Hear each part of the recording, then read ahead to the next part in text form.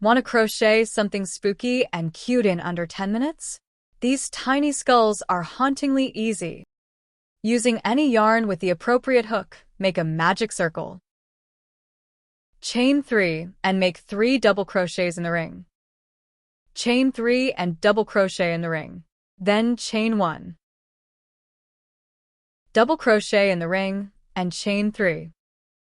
3 double crochets in the ring and join to the top of the beginning chain 3 with a slip stitch. Single crochet in the first stitch and make 2 single crochets in the next stitch 3 times. Make 5 single crochets in the chain 3 space.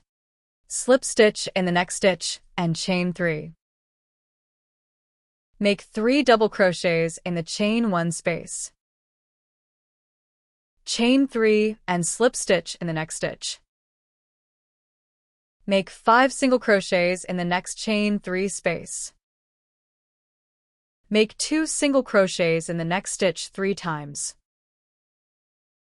Join to the beginning single crochet with a slip stitch and end off and weave in the end. Don't miss out. Subscribe and like this video.